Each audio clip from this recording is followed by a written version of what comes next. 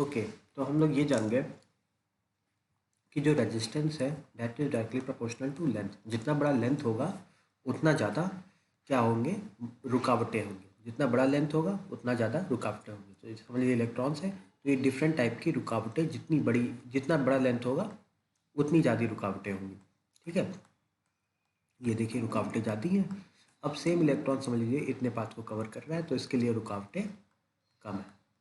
ठीक है, तो हम लोग क्या समझ गए, resistance is directly proportional to length. ठीक है, अब एरिया पे बात कर लेते हैं, एरिया पे देख लेते हैं। तो एरिया के लिए पहले हम लोग सेम चीज़ पे आएंगे, सेम चीज़ पे आएंगे कि ये आपका मकान है और ये आपका कोचिंग है।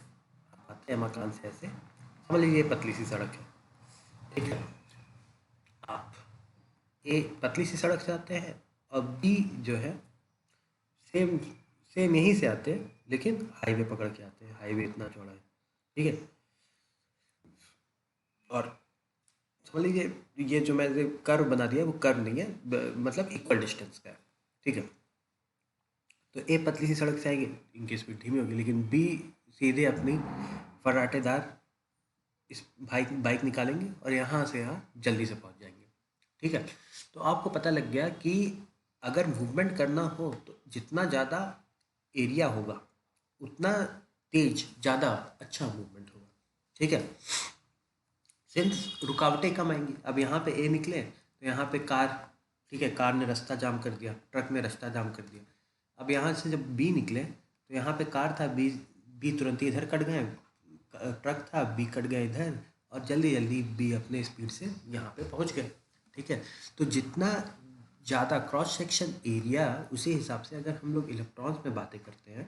ठीक है, यहाँ पे देखिए इलेक्ट्रॉन्स में अगर हम लोग बातें करें, ये पतली वायर थी, ये आपकी मोटी थी। ठीक है, इलेक्ट्रॉन्स को यहाँ पे ज़्यादा हिंड्रेंस मिल रहे थे मूवमेंट में, इलेक्ट्रॉन्स को मूवमेंट में हिंड्रेंस ज़्यादा मिल रहे थे, लेकिन यहाँ पे क्या होगा, मूवमेंट आपको कम मिलेगा। ठीक है, इलेक्ट्रॉन्स का क्या होगा, मूवमेंट आपको कम मिलेगा। ठीक है, तो इलेक्ट्रॉन्स यहाँ से यहाँ पे ऐसे बहुत जल्दी यहाँ से पहुँचेंगे। जो एरिया अगर बड़ा होगा तो रेजिस्टेंस आपको पता लग गया कि एरिया अगर ज़्यादा है तो रेजिस्टेंस आपका क्या होगा, कम होगा, कम रेजिस्टेंस होगा। अगर एरिया कम है, क्रॉस सेक्शन एरिया कम है तो रेजिस्टेंस आपका ज़्यादा होगा। ठीक है, तो इन शॉर्ट हम लोग क्या कह सकते हैं कि directly proportional to length but inversely proportional to area. Cross section area पे क्या करेगा, इनवर्सली प्रोपोर्शनल होगा। ठीक है, नीचे आप देखो। ठीक है, तो resistance is directly proportional to length and inversely proportional to area. यहाँ तक तो हम आ गए। तीसरा देखते हैं। समझ लीजिए आपका घर था और ये कोचिंग था, आपको घर से कोचिंग आना था। ठीक, सिमिलरली क्या था कि अब क्या हुआ कि आप ये पतली सड़क थी, आपने शिकायत कर दी। भाई शिकायत की तो सड़क क्या होगी, अब चौड़ी बन जाएगी।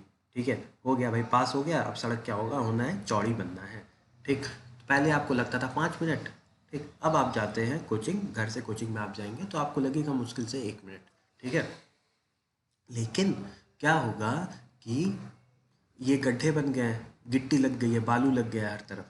ठीक, तो जो आपका 5 मिनट का रास्ता था वो कितने देर का हो जाएगा, वो हो जाएगा 20 मिनट का रास्ता।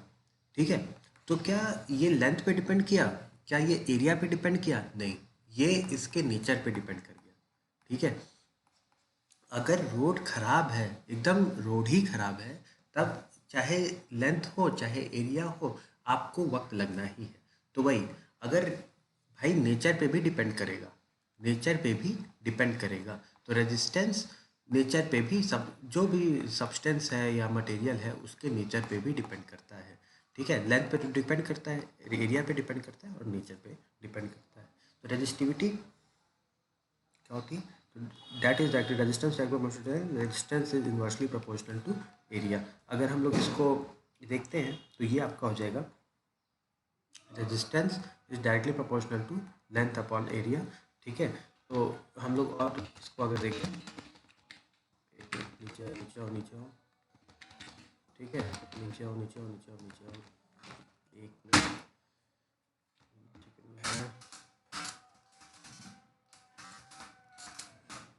Resistance is directly proportional to resistance is equal to rho L by A. ठीक है, डायरेक्टली प्रोपोर्शनल का कॉन्स्ट साइन हटेगा तो एक कांस्टेंट का साइन आएगा, that is rho L by A. इस रो को हम लोग क्या बोलते हैं, इसको हम लोग रेजिस्टिविटी बोलते हैं, रेजिस्टिविटी। ठीक है, ये आपका रेजिस्टेंस है, रेजिस्टेंस, ये आपका लेंथ हो जाएगा, ये आपका एरिया हो जाएगा, ये एरिया है, ये आपका हो जाएगा रेजिस्टिविटी। ठीक है, आओ अब थोड़ा सा देखते हैं कि ये याद कर लो तुम लोग, resistance is equal to rho L by A. क्या हो रहा है, नीचे आते हैं, हाँ एक मिनट, हाँ यहाँ पे resistor R is equal to rho L by A. ठीक, अब इसका यूनिट ऑफ रेजिस्टिविटी, रो या रेजिस्टिविटी की यूनिट क्या है उसको देखते हैं। रेजिस्टिविटी की यूनिट क्या है उसको देखेंगे। ठीक, देखो R is equal to rho L by A, आपको पता है R इज रेजिस्टेंस, रेजिस्टेंस की यूनिट क्या होगी, ओम। ठीक, रो की यूनिट हमें फाइंड आउट करनी है। अब लेंथ की यूनिट क्या होगी, मीटर, और एरिया की यूनिट होगी आपकी मीटर स्क्वायर। ठीक है, तो इधर इधर आ जाओ, वापस नीचे आओ, नीचे आओ। तो रो इज इक्वल टू, अरे ohm is equal to rho metre upon metre square. इसको जब सॉल्व करेंगे ये इससे कट जाएगा। नीचे आओ, नीचे आओ, नीचे आओ, क्या हो रहा है यार। तो यूनिट ऑफ रो आ जाएगी, ये ohm into metre, that is a unit of rho. ये rho unit of resistivity is ohm into metre.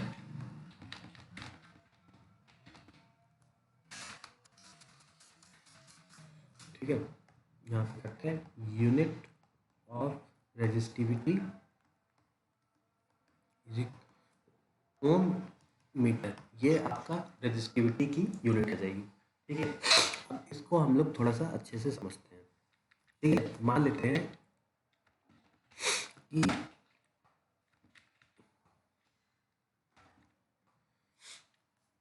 Resistivity और अच्छे से समझते हैं कि होता क्या है। ठीक है, अभी बहुत सारे लोगों को समझ में नहीं आया होगा, उसी का एक वो है कि रेजिस्टिविटी क्या है। देखिए ये आपको पता है R is equal to rho L by A, ये आपको पता है। समझ लीजिए आपने कॉपर उठाया जिसका लेंथ था 1 मीटर और एरिया ऑफ क्रॉस सेक्शन था 1 मीटर स्क्वायर। ठीक है, तो R is equal to rho into 1/1 हो जाएगा, that means R is equal to rho. ठीक है, ये कॉपर था जिसका लेंथ 1 मीटर था। ठीक है, लेंथ इसका था 1 मीटर और क्रॉस सेक्शन एरिया इसका था 1 मीटर स्क्वायर। ये 1 मीटर स्क्वायर इसका क्रॉस सेक्शन एरिया था। ठीक है, तो ये जितना रेजिस्टेंस ऑफर करेगा, ये ब्लॉक देख रहे हैं कितना बड़ा ब्लॉक है, 1 मीटर स्क्वायर इसका क्रॉस सेक्शन एरिया है और लेंथ 1 मीटर है, यानी कि 1 मीटर क्यूब का आपका कॉपर है, क्यूबॉइड है, 1 मीटर क्यूब का कॉपर का क्यूबॉइड है, क्यूब है 1 मीटर क्यूब का। ठीक है, तो वो जितना रेजिस्टेंस ऑफर करेगा वही उसका क्या हो जाएगा, रेजिस्टिविटी हो जाएगा। जितना वो रेजिस्टेंस ऑफर करेगा वही उसका रेजिस्टिविटी हो जाएगा। और रेजिस्टिविटी, किसी भी मटेरियल का रेजिस्टिविटी क्या होता है, कांस्टेंट होता है, वो मटेरियल पे डिपेंड करेगा। यानी कि resistivity of copper is same, चाहे कॉपर की रेजिस्टिविटी सेम है, इज सेम। ठीक है, लेकिन रेजिस्टेंस कॉपर के डिफरेंट वायर का रेजिस्टेंस अलग अलग हो सकता है, लेकिन सबकी रेजिस्टिविटी क्या होगी, सेम होगी। ठीक है, ये इसके बेसिस पे एक सवाल करते हैं। कॉपर वायर ऑफ लेंथ दिया है तो आपका 2 मीटर का लेंथ है एंड क्रॉस सेक्शन एरिया क्या दिया हुआ है, 1.7 इंटू 10 की पावर ये -6 है, 10 की power -6 metre square. As a resistance दिया है 2 इंटू 10 की पावर -2 ओम। ठीक है, रेजिस्टिविटी हमें बतानी है, तो हम क्या जानते हैं, R is equal to rho L by A. इसी से करेंगे सवाल, तो नीचे बढ़ते हैं। R is equal to rho L by A. एक मिनट, क्या हो गया?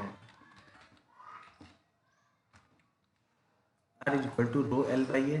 ठीक, रो को हमने रो पे रखा, लेंथ 2 यहाँ पे डाला, A area of cross section 1.7 into 10 के पावर माइनस 6। ठीक,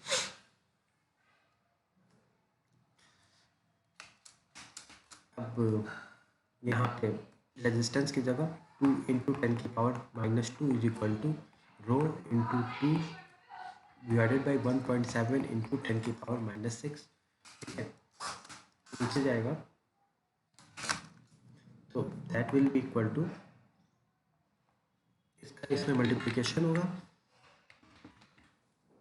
एक मिनट,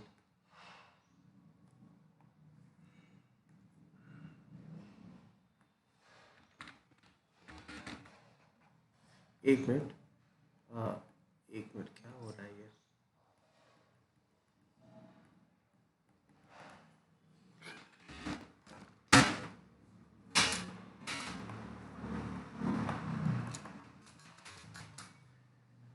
ठीक है, तो आप देखिए थोड़ा सा सिस्टम सही। हाँ, तो इसका इसमें मल्टीप्लाई होगा। ठीक है, ये क्या हो जाएगा? ठीक, 2 एंड 2 कैंसिल आउट यहाँ पे हो जाएंगे। ये 1.7 इंटू 10 की पावर माइनस 2 इंटू 10 की power minus 6 that will be rho. एक तो दैट विल बी 1.7 इंटू 10 की power minus 8 is rho. Rho means resistivity. ये इतना आपका आ जाएगा। दैट इसको आप ओम मीटर के साथ लीजिए। ओम मीटर आपकी ये resistivity of the copper wire आपकी बन जाएगी। ठीक है, ऐसे ही बहुत सारे डिफरेंट सवाल हो सकते हैं। एक और एक क्वेश्चन हम लोग खुद अपने उस पर देखते हैं कि क्या क्वेश्चन हो सकता है। क्वेश्चन क्या हो सकता है कि मान लीजिए कि कॉपर वायर है। ठीक है, कॉपर वायर C1 है और एक C2 है। यहाँ पे यहाँ पे लेंथ था, समझ लीजिए 1 मीटर, लेंथ L था, इसका लेंथ 2L था, इसका एरिया A था और इसका एरिया 2A था। लेट अस से इस तरीके का कॉम्बिनेशन, या लेट अस से कि इसका एरिया A है, इसका भी एरिया A है, इसका L है, इसका 2L है। तो इनका रेजिस्टेंस में क्या रेशियो होगा? Ratio of their resistance R1 upon R2 क्या होगा, हमसे ये पूछा है। तो हमें क्या करना है, पहले R1 निकालेंगे, यानी कि जो ये कॉपर वायर हमारे पास पहला है उसका क्या रेजिस्टेंस है। तो R1 देखिए, दोनों कॉपर वायर है। ठीक है, सबसे पहली बात जानने योग्य बातें क्या है, कॉपर वायर है तो दोनों की रेजिस्टिविटी जो होगी, रो जो होगी, दैट विल बी कांस्टेंट। और इसको आपको एज्यूम करना है। ठीक है, दोनों का रो जो है दैट विल बी कांस्टेंट, क्योंकि दोनों कॉपर वायर है। ठीक, तो लेकिन दोनों का रेजिस्टेंस डिफरेंट करेगा, क्योंकि दोनों की जो ज्योमेट्री है, वायर की जो ज्योमेट्री है वो अलग अलग है। तो R1 is equal to rho L1 upon A1 लिखेंगे और R2 को हम लोग लिखेंगे रो L2 अपॉन A2। अब since R1 is equal to rho means copper का रो, L अपॉन A, और R2 will be rho 2L upon A। ठीक, अब नीचे आते हैं हम लोग। ठीक है, यहाँ पे करेंगे R1 upon R2 is equal to rho L upon A divided by rho 2L upon A। ठीक है, यहाँ से आप जब मतलब पैटर्न को करेंगे तो यहाँ पे आपका आ जाएगा R1 अपॉन R2 इज 1/2, यानी कि इस वायर का अगर रेजिस्टेंस, हाँ, R1 अपॉन R2 इज 0.5, यानी अगर इसका रेजिस्टेंस जो भी है, ठीक है, इसका अगर x है तो इसका आपका हो जाएगा 2x, यानी इसका रेजिस्टेंस अगर R है तो इसका रेजिस्टेंस आपका 2R होगा। यानी इसका लेंथ, सिंस इसका लेंथ डबल भी था, इसलिए उसका रेजिस्टेंस डबल भी होना लाजमी है। ठीक है, बाकी जो भी ये एक देखिए, ये एक बेसिक क्लासेस है। बाकी आपको जो भी कोचिंग में है वो इसको डिटेल में हम लोग और भी तरीके से पढ़ाते हैं। ठीक है, धन्यवाद। कोचिंग में जो भी प्रॉब्लम हो उससे आप आइए कोचिंग में और अच्छे से समझिए। धन्यवाद। हम लोग लेक्चर 4 में अब मिलेंगे।